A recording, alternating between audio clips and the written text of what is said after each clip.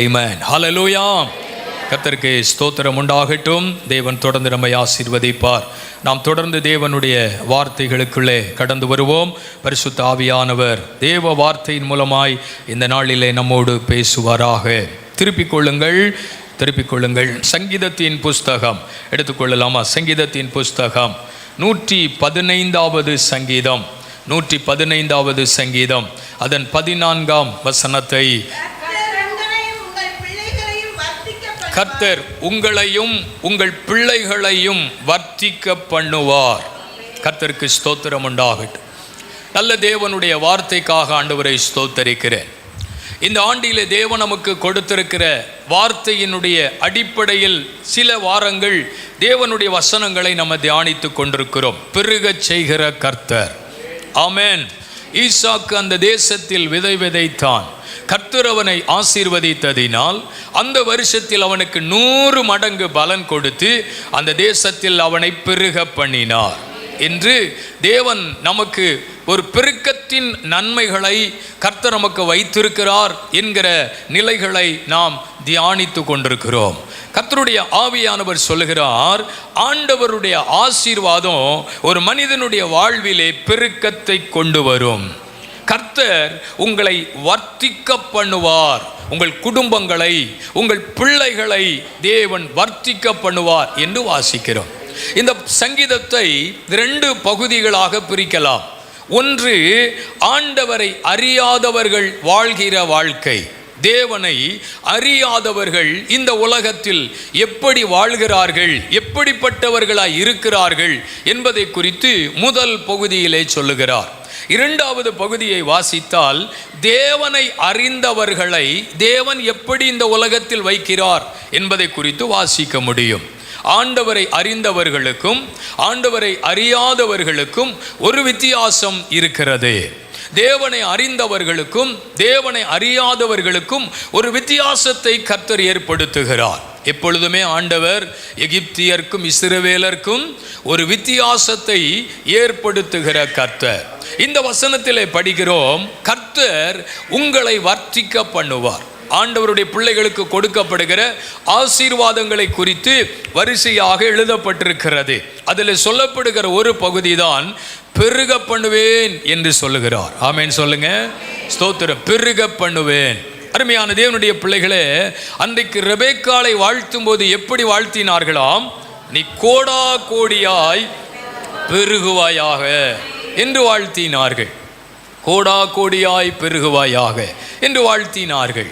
ஆண்டவர் மனிதனை உலகத்தில் உண்டாக்கின பொழுது ஆதியாகமம் 1ஆம் அதிகாரத்திலே கர்த்தர் அவர்களை ஆசீர்வதித்து அவர்களை பெருக பண்ணினார் என்று எழுதியிருக்கும். பெருக பண்ணினார். ஆமென். ஆண்டவருடைய பிள்ளைகளுடைய வாழ்க்கையில் நாம் குறுகி போவதற்கு தேவன் நம்மை அழைக்கவில்லை. நாம் குறுகி வாழ்வதற்கு தேவன் நம்மை அழைக்கவில்லை. ஒரு வட்டத்திற்குள்ளே நிற்பதற்கு தேவன் நம்மை அழைக்கவில்லை. எல்லா நிலைகளிலும் ஒரு பெருக்கத்தை கொடுக்க தேவன் விரும்புகிறாரா? இந்த காலவேளையில் நமக்கு ஒரு 3 விதமான நிலைகளில் ஒரு பெருக்கத்தை கர்த்தர் நமக்கு கொடுக்க போகிறார் என்று நான் தொடர்ந்து உங்களோடு பேச விரும்புகிறேன். முதலாவது பெருக்கம் எங்கே வரப்போகிறது? லேவியராகமத்தின் புஸ்தகம் 26ஆம் அதிகாரம். லேவியராகமம் 26ஆம் அதிகாரம், அதன் 4ஆம் வசனத்தை வாசிக்கலாம். நான் ஏற்ற காலத்தில் உங்களுக்கு மழையை பெய்ய பண்ணுவேன், பூமி தன் பலனையும் தங்கள் கனிகளையும் கொடுக்கும். ஏற்ற காலத்தில் உங்கள் தேசத்தில் மழையை பெய்ய பண்ணுவேன், அதனால் உங்களுக்கு விளைச்சல் உண்டாகும். அல்லேலூயா சொல்லுங்க. அல்லேலூயா. ஒன்று, விளைவின் பெருக்கத்தை கர்த்தர் கொடுக்க விரும்புகிறார். விளைவின் பெருக்கம். பாருங்கள், இந்த விளைச்சலின் ஆசீர்வாதம் எதனால உண்டாகிறது?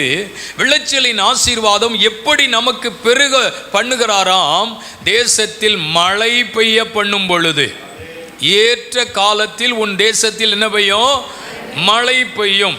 ஆமென் சொல்லுங்களேன். கர்த்தருக்கு ஸ்தோத்திரம். அந்த மழை பெய்யும் பொழுது இந்த பூமியிலே விளைச்சல் உண்டாகும். இல்லாவிட்டால் அருமையானவர்களே, பயிர்கள் அது பெருகும் என்று ஆண்டவர் சொல்லுகிறார். இன்னைக்கு கர்த்தர் சொல்லுகிற வார்த்தை என்ன? விளைச்சலில் ஒரு பெருக்கம்.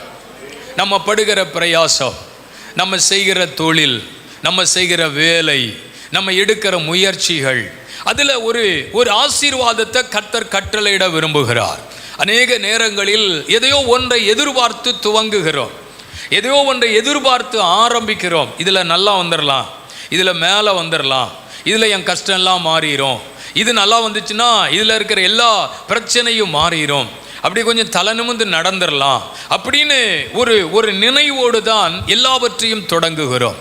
ஆனால் தேவையில்லாத வீழ்ச்சிகள், தேவையில்லாத செலவுகள், தேவையில்லாத கஷ்டங்கள், தேவையில்லாத பிரச்சனைகள் நம்முடைய வாழ்க்கையில் ஏற்பட்டு அந்த ஆசீர்வாதத்தின் பலன்களை அனுபவிக்க கூடாதபடி தடைபட்டு கொண்டே இருக்கிறது. இன்னைக்கு கர்த்தர் சொல்லுகிறார், உங்கள் விளைச்சலில் ஒரு பெருக்கம். ஆமென். உங்கள் கையின் பிரயாசத்தில் ஒரு பெருக்கம், நீங்கள் செய்கிற வேலையில் ஒரு பெருக்கம், நீங்கள் செய்கிற தொழிலில் ஒரு பெருக்கம்.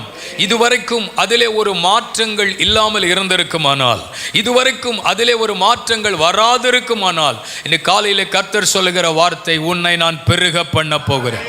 உனக்கு நான் எதை கொடுத்தேனோ அதை நான் பெருக பண்ணுவேன், எதை உனக்கு தந்தேனோ அதை நான் பெருக பண்ணுவேன், நீ எதை செய்து கொண்டிருக்கிறாயோ அதை நான் பெருக பண்ணுவேன். அல்லேலூயா. பெருக்கம். மழை பெய்யும் பொழுதுதான் விளைச்சல் உண்டாகிறது. கர்த்தருக்கு ஸ்தோத்திரம். யோசேப்பினுடைய நாட்களிலே வேதம் சொல்லுகிறது 7 வருஷம் செழிப்பாய் இருந்ததா, 7 ஆண்டுகள் மிக செழிப்பாய் இருந்தது. கர்த்தருக்கு ஸ்தோத்திரம். பாருங்க, அப்படின்னா அந்த செழிப்பை கர்த்தர் எதற்கு கொடுக்கிறார்? அந்த செழிப்பை அவன் கொடுக்கிற அந்த காலங்களில் யோசேப்பு அதை பயன்படுத்தி கொண்டான். ஸ்தோத்திரம். அந்த காலங்களை, தனக்கு உண்டான அந்த நாட்களை யோசேப்பு பயன்படுத்தி கொண்டானா. அருமையானவர், எப்படி பயன்படுத்தி கொண்டான் தெரியுமா? ஆகாரங்களை அந்த நாட்களில் அவன் சேர்த்து வைத்தானாம். ஆமென் சொல்லுங்க. கர்த்தருக்கு ஸ்தோத்திரம். தனக்கு உண்டான விளைச்சல்களின் பலன்களை எல்லாம் சேர்த்து வைத்தான். அவனுக்கு ஆவியிலே தெரிகிறது, இதற்கு பிற்பாடு ஒரு பயங்கரமான பஞ்சம் தேசத்தில் என்ன செய்ய போகிறது, வரப்போகிறது அப்படின்னு. பாருங்க, தனக்கு கொடுக்கப்பட்ட காலங்களில், தனக்கு கொடுக்கப்பட்ட நாட்களில் தேவன் கொடுத்த ஆசீர்வாதத்தின் பலன்களை அவன் சேர்த்து வைத்தான் என்று வேதம் சொல்லுகிறது. அல்லேலூயா. அவன் ஆகாரங்களை எல்லாம் சேர்த்து வைத்தான். ஸ்தோத்திரம். தேவனுடைய பிள்ளைகளே, அந்த 7 ஆண்டுகளுக்கு பின்பு தேவனுடைய தீர்க்க தரிசனத்தின்படி, தேவனுடைய வார்த்தையின்படி பஞ்சம் தேசத்தில் வந்தபோது, தேசமெல்லாம் பஞ்சம் இருந்தாலும் யோசேப்பின் வீட்டிலே பஞ்சம் இல்லை, யோசேப்பின் வாழ்க்கையிலே பஞ்சம் இல்லை. ஒன்றை புரிந்து கொள்ளுங்கள், ஆண்டவருடைய பிள்ளைகளுக்கு ஆண்டவர் ஆசீர்வாதத்தை கொடுக்கும் பொழுது அதையெல்லாம் சேர்த்து வைக்கணும். ஆமென். அல்லேலூயா. வேதம் சொல்லுகிறது, அவனுக்கு ஒரு குறைவும் உண்டாகவில்லை. பாருங்க, எல்லா இடங்களிலும் பஞ்சம் இருந்த காலங்களில் யோசேப்பினிடத்தில் ஆகாரம் இருக்கிறது என்று அறிந்து அவனை தேடி வந்தார்கள் என்று சொன்னால், எங்கே பஞ்சம் இருந்தாலும் கர்த்தரை தேடுகிறவருடைய வாழ்க்கையிலே பஞ்சம் வருவதில்லை. ஏனென்றால் அவர்களின் விளைச்சல்களின் பலன்களை கர்த்தர் ஆசீர்வதித்து அதை பெருக பண்ணியிருக்கிறார். அந்த நன்மைகளை அவர்கள் அனுபவித்து கொண்டிருக்கிறார். விளைச்சலில் ஒரு பெருக்கம். இதுவரைக்கும் இத்தனை ஆண்டுகள் ஆகியும் ஒரு வளர்ச்சியும் இல்லைன்னு நினைக்கிறீங்களா? இத்தனை வருஷங்கள் ஆகியும் ஒரு முன்னேற்றம் இல்லைன்னு நினைக்கிறீங்களா? ரொம்ப பிரயாசம் இருக்குது, ரொம்ப முயற்சி இருக்குது, ஆனால் அதில் எந்த ஒரு நன்மையும் பார்க்க முடியல, எந்த ஒரு ஆசீர்வாதத்தையும் பார்க்க முடியல. ஏதோ நம்முடைய தேவைகள் சந்திக்கப்படுற மாதிரி போய்கிட்டு இருக்கு அப்படிங்கிற ஒரு நிலை இருக்குமானால், இன்னைக்கு கர்த்தர் அந்த சூழ்நிலைகளை மாற்ற விரும்புகிறார். அல்லேலூயா. இந்த சூழ்நிலைகளை கர்த்தர் மாற்ற விரும்புகிறார். உன் தேசத்தில் மழை பெய்யும். உன் வீட்டிலே இருக்கிற பஞ்சங்கள், உன் வீட்டில் இருக்கிற குறைவுகள், ஆமென், உன் வீட்டில் இருக்கிற தரித்திரங்கள், உன்னை சார்ந்திருக்கிற எல்லா விதமான ஆண்டவர் நெருக்கங்கள் இயேசுவின் நாமத்தில் இன்றோடு மறைந்து போகட்டும். ஆசீர்வாதத்தின் பலன்கள் பெருகட்டும் என்று இயேசுவின் நாமத்தில் உங்களை ஆசீர்வதிக்கிறேன். உங்கள் விளைச்சலில் ஒரு பெருக்கத்தை கர்த்தர் கொடுப்பாராக. ஆமென். 2வது வாசியுங்கள். ஏசாயா தீர்க்க தரிசன புஸ்தகம் 40ஆம் அதிகாரம் 29வது வசனம். ஏசாயா 40:29. சோர்ந்து போகிறவர்களுக்கு அவர் பலன் கொடுத்து சத்துவம் இல்லாதவர்களுக்கு அவர் சத்துவத்தை பெருக பண்ணுவார். மறுபடியும் எல்லாரும் அந்த வசனத்தை படிப்போமா?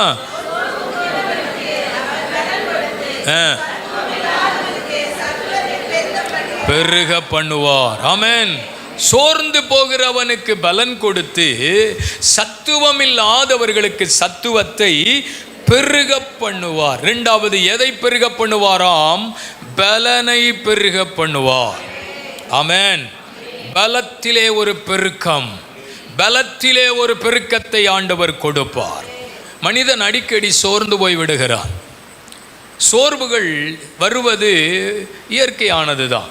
எனக்கு சோர்வே வராது, நான் சோர்ந்தே போக மாட்டேன் அப்படின்னு யாரும் சொல்ல முடியாது. சோத்திரம். அப்படி சொல்கிறவங்க இருந்தால் ஒரு அல்லேலுயா கூட சொல்லிக்கலாம். பத்தியலா, ஒருத்தர் கூட சொல்லலை, மறந்து கூட சொல்லலை. சில நேரம் தூங்குறவங்கெல்லாம் அல்லேலுயா சொல்லுவாங்க, ஆனால் இந்த விஷயத்துக்கு கூட சொல்லலைன்னா அவங்க அதுலேயும் சோர்ந்து தான் இருக்காங்க. அல்லேலுயா. நல்ல கவனிங்க. இப்போ எல்லா மனுஷனுக்கும் ஒரு சோர்வு இருக்கு. நான் சொல்கிறது உங்கள் சரீர களைப்பை சொல்லலை, உங்கள் ஆத்துமாவில் உண்டாகிற சோர்வு. மனுஷனுக்கு எப்பவும் சரீரத்தில் என்ன இருக்கும்? இருக்கும், களைப்பு இருந்துக்கிட்டு தான் இருக்கும். ஆமாம், மாம்சம் பலவீனம் உள்ளது, அது சரீர களைப்பு. ஆனால் ஆவி எப்படிப்பட்டதான்? உற்சாகமானது. அல்லேலூயா. அதனால தான் நமக்கு எவ்வளவு சரீரத்தில் பலன் இருந்தாலும் பாட்ட ஆரம்பித்தோன்னா கையை தட்டிடுறோம். பத்தியலா, அல்லா தட்டினீங்க. என்னதான் பலவீனம் இருந்தாலும் அப்படி ஒரு குதிச்சிடுறோம். பார்த்தீங்களா? தோத்திர வார்த்தை வரும் பொழுது ஆமா கர்த்தர் என்கிட்ட தான் பேசினார் அப்படின்னு ஒரு அல்லேலுயா சொல்லிடுறோம். பார்த்தீங்களா? தோத்திரம். கவனிங்க. அப்போ ஆத்துமாவில் ஒரு சோர்வு, அநேக நேரங்களில் சரீரம் ஒருவேளை நல்லா இருந்தாலும் இந்த ஆத்துமா எப்பவும் களைத்து போய் கொண்டே இருக்கிறது. எனக்கு நடக்கலை, எனக்கு ஆண்டவர் கொடுக்கலை, என்ன ஆசீர்வதிக்கலை, எனக்கு ஏன் இப்படி நடக்குது, நான் ஏன் இப்படி இருக்கிறேன், என் பிள்ளைக்கு ஏன் இப்படி இருக்குது, என் கணவருக்கு ஏன் இப்படி இருக்குது, என்னுடைய குடும்பத்துக்கு ஏன் இப்படி இருக்குது, என்ன நடக்குன்னு தெரியல, என்னதான் நடக்குன்னு கண்டுபிடிக்க முடியல. அவங்களாம் நல்லா இருக்காங்க, இவங்களாம் நல்லா இருக்காங்க, எங்களுக்கு தானே இவ்வளவு பிரச்சனை வருது. ஒன்று முடிஞ்ச மாதிரி இருக்கு, அடுத்தது வந்துடுது. ஒரு பிரச்சனை போன மாதிரி இருக்கு, அடுத்தது வந்துடுது. இதெல்லாம் மற்றவர்களுக்கு இல்லையே, எல்லாமே எங்களுக்கு தானே இருக்கு. அதனால இனிமே செவ்வாய்க்கிழமை நடக்கிற கூட்டத்துக்கு போக வேண்டாம். இந்த உபவாச ஜபம்னு ஒன்று நடத்துகிறாங்களே, அந்த ஜபத்துக்கு போக வேண்டாம். ஞாயிற்றுக்கிழமை சர்ச்சுக்கு போகலன்னா, ஓய்வு நாளை பரிசுத்தமாக ஆசரிச்சா ஆண்டவர் ஒன்று உயர்ந்த இடத்துல வைப்பேன்னு சொல்லியிருக்காரு. அப்போ அன்னைக்கு போயாவது லேசா அதில் உட்காந்து தலையை காட்டிட்டு வந்துடுவோம். கவனிங்க. தோத்துறோம். ஒரு சோர்வு நம்ம தேவ சமூகத்திற்குள்ள வர முடியாதபடி தடுக்கிற பிரச்சனையே சோர்வு தான். இப்படிலாம் ஓடி போய் ஜெபம் பண்ணி என்ன நடந்துச்சு, இப்படிலாம் நடந்துச்சா அப்படின்னு நம்ம நினைக்கிறோம். நான் சொல்கிறேன், சகஜமாக எல்லாருடைய வாழ்க்கையிலும் இந்த சோர்வு மனிதனை அமிழ்த்துகிறது. ஒரு எல்லையா பாருங்க. எல்லையா எவ்வளவு பெரிய தீர்க்கதரிசி, எவ்வளவு பெரிய தேவ மனுஷன். அவருடைய வாயிலிருந்து புறப்படுற வார்த்தை அவ்வளவு அபிஷேகம் நிறைந்த வார்த்தை, அவ்வளவு கர்த்தருக்காக பயன்படுத்தப்பட்ட ஒரு தேவ மனுஷன், மற்றவங்களுக்கெல்லாம் சவாலாக இருந்த ஒரு தேவ மனுஷன். அவனே சோர்ந்து போய் என்னை எடுத்துக்கொள்ள ஆண்டவரே அப்படின்னு தேவ சமூகத்தில் ஒரு ஜெபத்தை பண்ணிட்டு சூரச்செடிக்குள்ள படுத்திருக்கிறான். அப்படின்னா அவனுக்கு சோர்வு வந்தது. எல்லா மனுஷனுடைய வாழ்க்கையிலும் ஏதோ ஒரு காரியம் நம்மளை சோர்வுக்குள்ளாக்குகிறது. அப்போஸ்தலனாகிய பவுல் கொரிந்தியருக்கு எழுதும்போது சொல்கிறார், ஆனபடியினாலே நாங்கள் சோர்ந்து போகிறது இல்லை. அல்லேலூயா சொல்றாரு. ஆனபடியினாலே எங்களுக்கு நெருக்கம் இருந்துச்சு, எப்பக்கத்திலும் நாங்கள் நெருக்கப்பட்டோம் அப்படின்னு சொல்றார். நாங்கள் நெருக்கப்பட்டோம், ஆனாலும் நாங்கள் சோர்ந்து போவதில்லை. நாங்கள் ஒடுக்கப்பட்டோம், நாங்கள் கைவிடப்பட்டோம், மனமடிவாக்கினார்கள், ஆனாலும் நாங்கள் சோர்ந்து போவதில்லை. ஏனென்றால் எங்களுக்குள்ளே கிறிஸ்துவின் வார்த்தை இருக்கிறது, எங்களுக்குள்ளே தேவ பலன் இருக்கிறது. ஆமென். ஆனபடியினால் நாங்கள் சோர்ந்து போகிறதில்லை. நாங்கள் விசுவாசிக்கிறோம், நாங்கள் விசுவாசத்தை பேசுகிறோம், நாங்கள் விசுவாசிக்கிறோம், விசுவாசத்தை அறிக்கை பண்ணுகிறோம், ஆனபடியினாலே சோர்ந்து போகிறதில்லை. பவுலுக்கு சோர்வு வந்துச்சு. ஆனால் அவர் சொல்கிறாரு, இல்லை, வார்த்தை எனக்குள்ளே இருக்குது.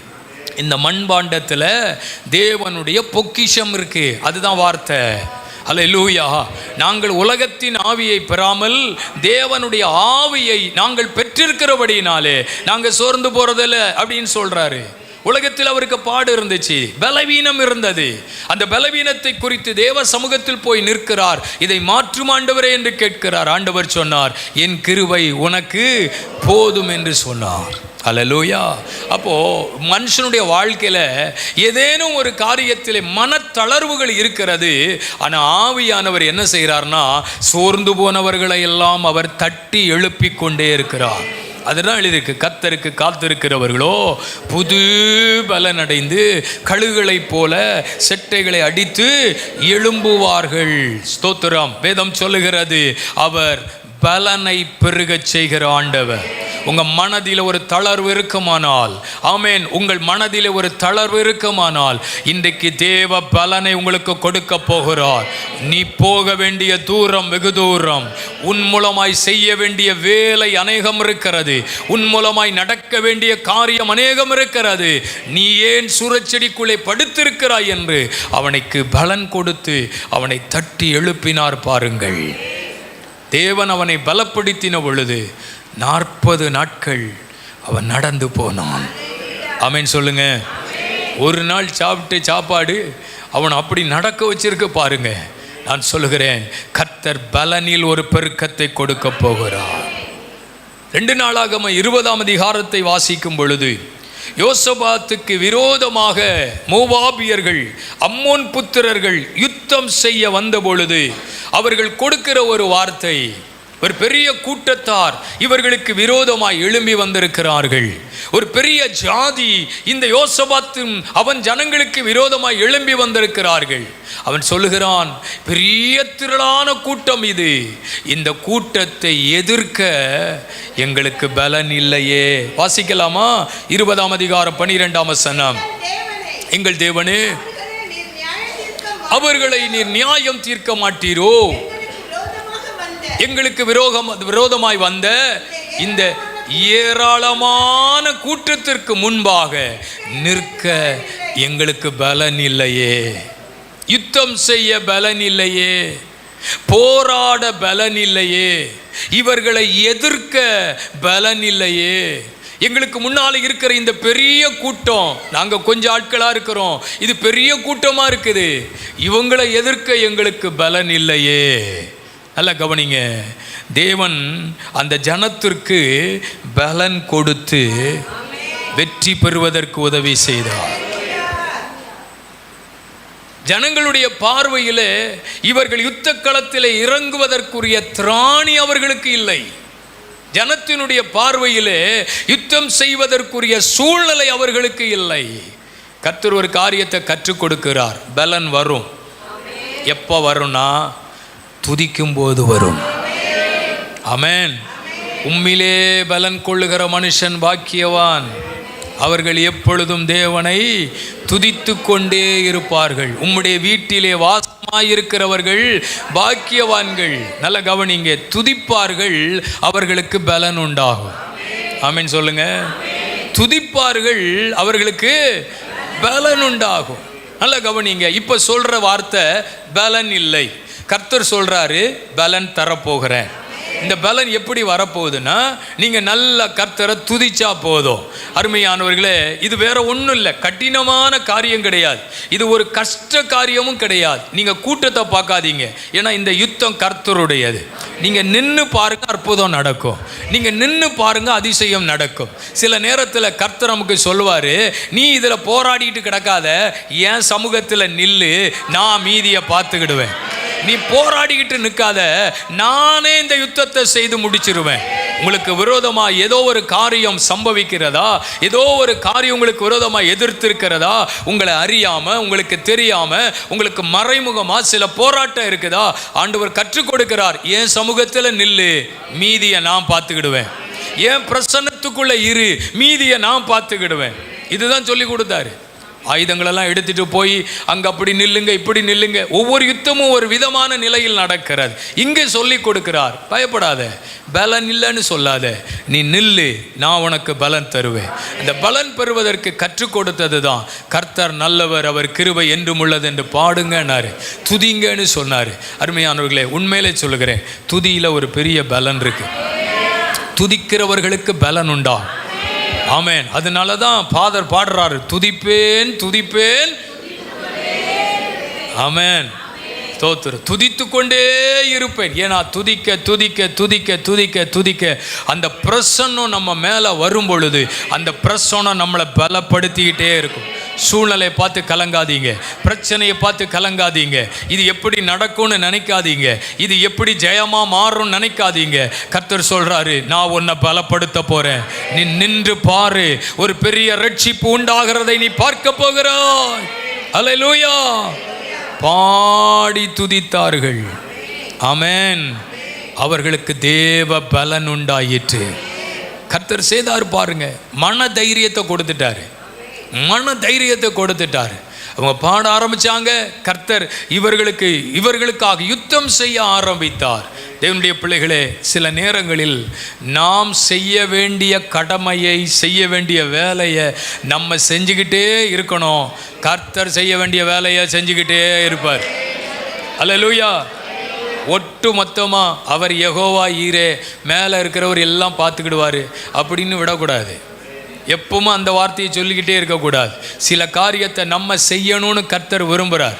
சில காரியத்தை தேவனோடு உள்ள விஷயத்தில் நம்ம இறங்கணும்னு விரும்புகிறார். அவர் விரும்புகிற சில காரியத்தை நம்ம செஞ்சாதான் நம்ம எதிர்பார்க்கிற சில காரியத்தை அவர் செய்ய முடியும். அல்லேலூயா. பலத்தில் பெருக்கம். ஏதோ ஒரு காரியத்தில் சோர்ந்து போயிருக்கீங்களா? இந்த காரியத்தை எப்படி சந்திக்க போறேன்னு தெரியல நினைக்கிறீங்களா? இது எப்படி முடிக்க போறேன்னு தெரியல அப்படின்னு நினைக்கிறீங்களா? இவங்களுக்கு நான் எப்படி பதில் சொல்ல போறேன் எனக்கு தெரியல, நான் ஒரு நெருக்கத்துக்குள்ள இருக்கிறேன் அப்படின்னு நினைக்கிறீங்களா? நீங்கள் யாருக்கும் பயந்து ஓடி ஒழிக்க வேண்டிய அவசியம் இல்லை. தேவ பலனை கர்த்தர் உங்களுக்கு கொடுக்கிறார். ஆமென். நீங்க துதிக்க ஆரம்பிச்சீங்கன்னா மீதியை கர்த்தர் பார்த்துக்கிடுவார். விளைச்சலின் பெருக்கத்தை தருகிறவர், பலத்தின் பெருக்கத்தை தருகிறவர். இன்னைக்கு ஒரு ஆவியிலே ஒரு பலன் இன்றைக்கு உண்டாக போகிறது. உங்கள் சரீரங்களிலே தேவ பலன் உண்டாக போகிறது. பவுல் சொல்றார், என்னை பலப்படுத்துகிற கிறிஸ்துவினாலே எல்லாவற்றையும் செய்ய எனக்கு பலன் உண்டு. எல்லாரும் அந்த வசனத்தை மறுபடியும் அறிக்கை பண்ணுவோம். என்னை பலப்படுத்துகிற கிறிஸ்துவினால் பலன். பின்னால் இருக்கிறவங்க சொன்னீங்களா? தோத்துறோம். சொல்லுங்க மறுபடியும், என்னை பலப்படுத்துகிற கிறிஸ்துவினால். இன்னைக்கு ஒரு விசேஷித்த பலத்தை கர்த்தர் கொடுக்க போறார். எங்கே போய் நிற்கணுமோ, யாரை சந்திக்கணுமோ, என்னென்ன காரியத்தில் எப்படி போகணுமோ அது எல்லாவற்றையும் சந்திப்பதற்குரிய பலன் உங்களுக்கு இருக்கு.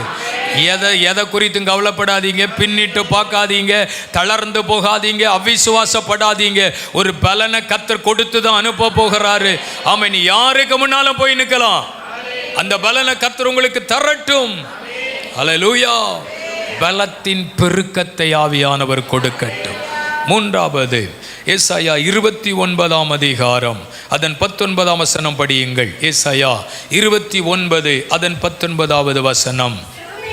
சிறுமையானவர்கள் கர்த்தருக்குள் மிகவும்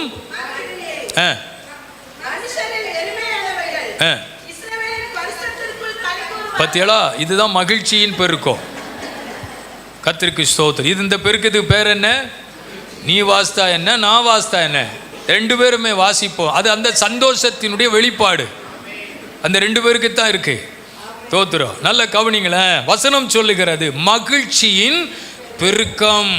பெருக்கம், சந்தோஷத்தின் பெருக்கம். மகிழ்ச்சியில் பெருக்கம் வேணுமா? வேணும். ஆமென். கர்த்தருக்குள்ள எப்பொழுதும் சந்தோஷமாய் இருங்கள், சந்தோஷமாய் இருங்கள் என்று மறுபடியும் சொல்லுகிறேன். அல்லேலூயா. ஆண்டவருடைய பிள்ளைகளுக்கு தான் பெரிய சந்தோஷத்தை கொடுத்துருக்கிறார்.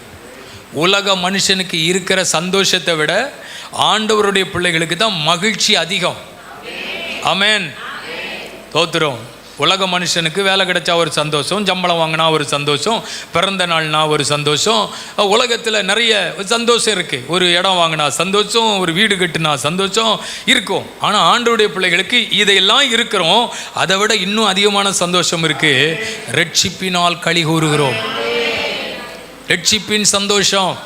தாவீது அழகா எழுதுகிறாரு, ஆண்டவரே அந்த ரட்சிப்பின் சந்தோஷத்தை எனக்கு திரும்ப தாரும். மற்றவங்களுக்கு, உலக மனுஷனுக்கு இல்லாத ஒரு மகிழ்ச்சி நமக்கு இருக்கு, தேவ பிள்ளைகளுக்கு இருக்குன்னா அது என்ன சந்தோஷம்?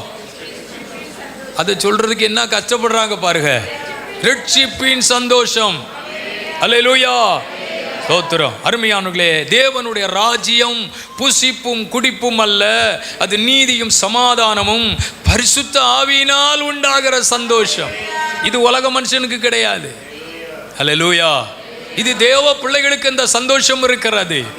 நீங்க எப்போ பார்த்தாலும் சிரித்த முகத்தோட இருக்கீங்களே, உங்க முகம் எப்போ பார்த்தாலும் அருமையானவர்களே சிரித்த முகமாய் இருக்கிறதே, உங்க முகத்தில் ஒரு துவண்டு போனதை பார்க்க முடியவில்லையே, கவலையை பார்க்க முடியவில்லையே. ஆமையா ஆமையா, ஏன்னா எனக்குள்ள ரட்சிப்பின் சந்தோஷம் இருக்கு, எனக்குள்ள பரிசுத்த ஆவியினுடைய சந்தோஷம் இருக்கு. நான் ஆண்டவரோட பேசிக்கிட்டே இருக்கேன், நான் அவர்கிட்ட பேசுவேன், அவர் என்கிட்ட பேசுவார். அல்லேலூயா.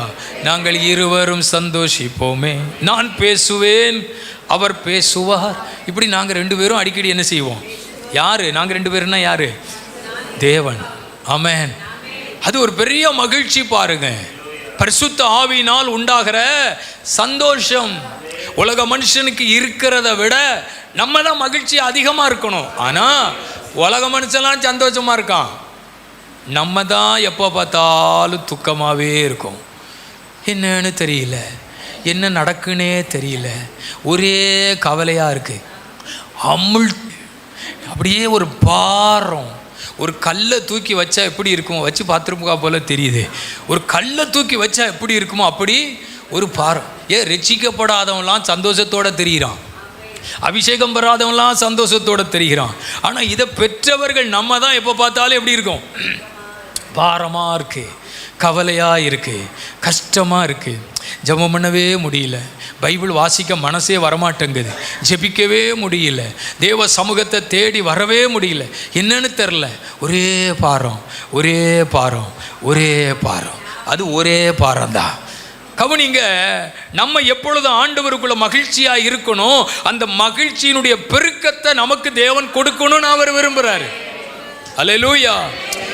உலக காரியங்களில் இருக்கிற சந்தோஷத்தை விட ஆண்டவரை சந்திப்பது எவ்வளவு சந்தோஷம், ஆண்டவருடைய ராஜ்யத்துக்கு போறது எவ்வளவு பெரிய சந்தோஷம்.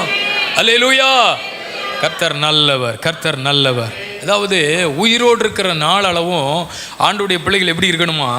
பிரசங்கில ஒரு வசனம் சொல்லுது, படிங்க. பிரசங்கி 3:12 வாசிங்க பார்க்கலாம்.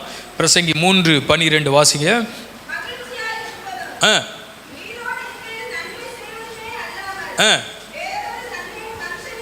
மனுஷனுக்கு வேற என்ன இருக்கு?